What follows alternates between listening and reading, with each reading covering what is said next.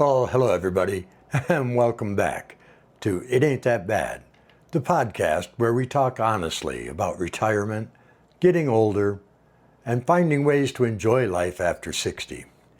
My name is Mike, and I'm so glad you're here.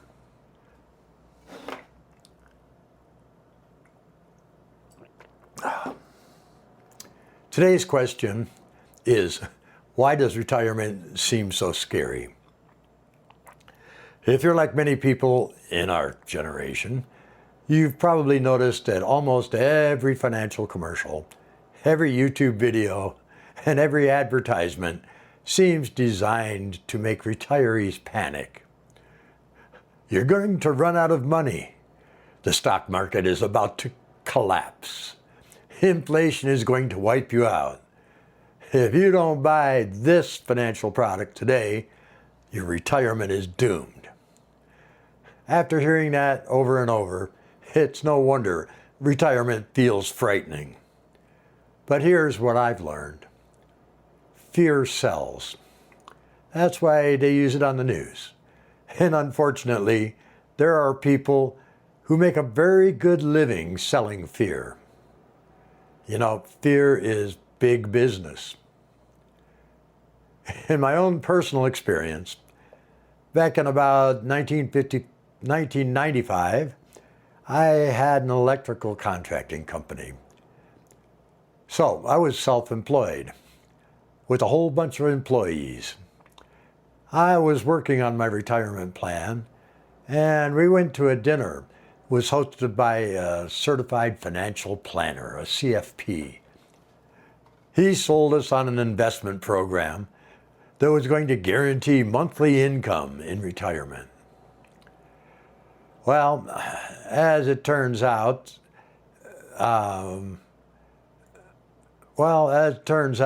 this was an annuity. And at the time, I wasn't that familiar with retirement plans or annuities.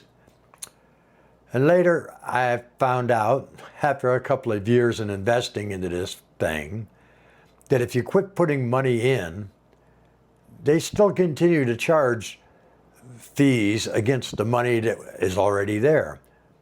We had made like weekly contributions, and every time we made a contribution, I guess they took a small fee. But I didn't know that that was going to continue. I thought that was only when you made contributions. So after a couple of years that I was not able to contribute money to the plan ate itself alive, charging fees to the money that I had already invested.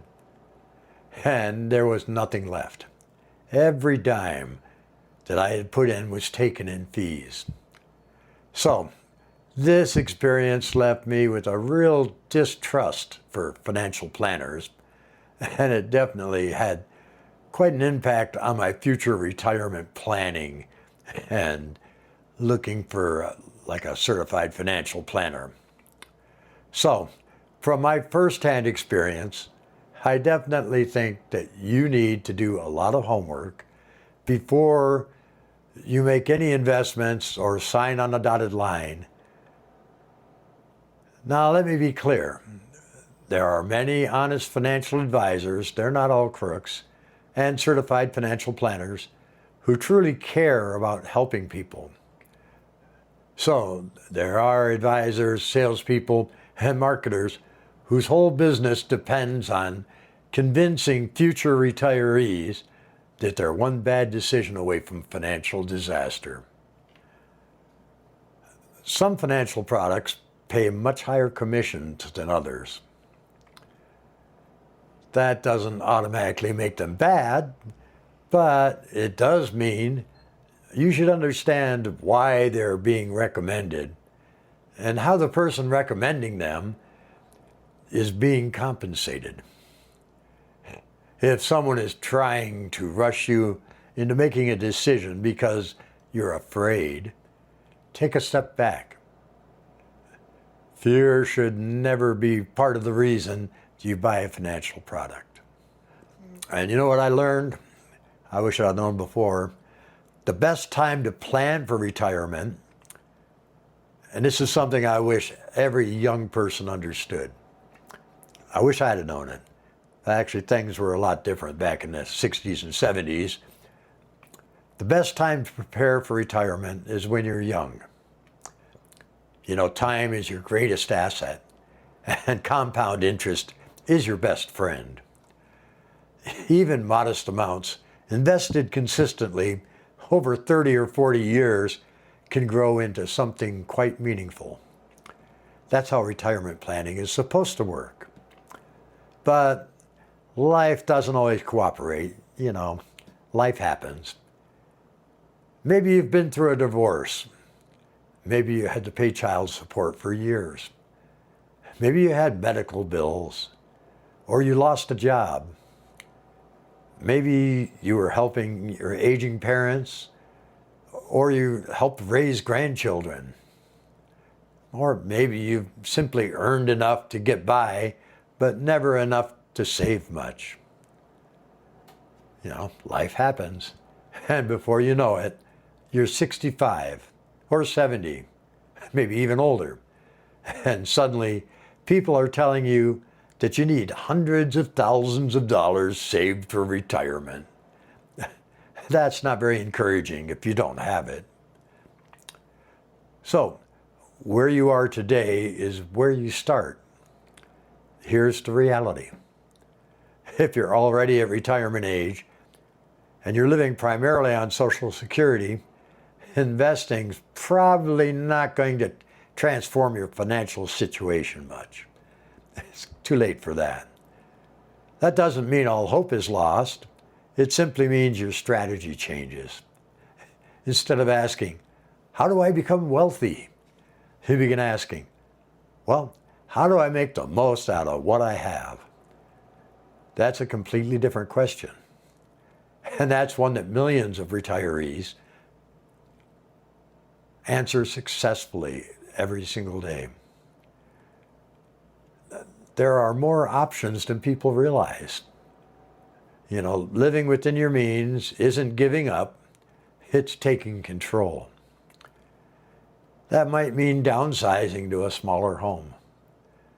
Maybe it means moving to a less expensive area. Always a possibility. Maybe you rent out that spare bedroom for a little extra cash. Or maybe you get a roommate like you did in college. Maybe you drive your car another 5 years instead of buying a new one. You can always cook more meals at home. I like doing that myself. Maybe you find a small part-time job doing something that you actually enjoy, so it's not really work. Maybe that hobby you have, like playing guitar, earns you a little extra income. You don't have to make thousands of dollars a month. Sometimes next to $300, $400, $500 a month can completely change your financial picture. And definitely do not compare yourself to others. One of the biggest mistakes that we make is comparing ourselves to other people who had completely different lives. You know, some people had pensions. Some people inherited money. Some people worked high-paying careers. Some people never had to go through divorce or child support. And lucky people never had any major medical bills. Some had 2 incomes their entire life. We all arrived at retirement by different roads. So comparing your retirement to someone else's doesn't help. The only comparison that matters is whether you're making the best decision you can with the life you've lived. You know, retirement is not really all about money. Some of the happiest retirees that I've met and I know aren't the richest ones. They're the ones who have purpose. They have friends, family, a hobby, a reason to get out of bed in the morning. Now, don't get me wrong, money matters. I'm not pretending it doesn't, but peace of mind isn't found only in a bank account. It's found in accepting where you are, making wise choices, and refusing to let fear dominate your life. So my message to you, if you're listening today, and you're 60 or 70 years old with no giant investment account or portfolio, you need to hear this. You have not failed, and you are not alone. Millions of Americans are living primarily on Social Security. And you know what? They're paying their bills. They're adjusting. They're finding creative ways to make ends meet. They're discovering that happiness isn't always tied to how much money is in the bank. Could things be easier with a little more money? Certainly, of course they would. But your life isn't over because you don't have $1 million retirement account. It's not even close. So, in closing, if you're young and watching this, start saving now, today. Let time and compound interest work for you. Your future self will thank you. But if you're already retired, stop looking backwards. You can't change the past. You can't change yesterday. You can only make good decisions today and going forward. Don't let anyone convince you that your retirement is hopeless because you don't have a huge investment portfolio. Make a plan. Live within your means and look for ways to reduce expenses or maybe increase income a little. Most importantly, don't give up. Retirement doesn't have to be perfect to be meaningful. And as I always say, it ain't that bad. So, if this episode encouraged you, please hit that like button and subscribe. And leave a comment below. I'd love to hear your story. What has retirement taught you? Until next time, take care of yourselves. Be kind to one another. And remember, it ain't that bad.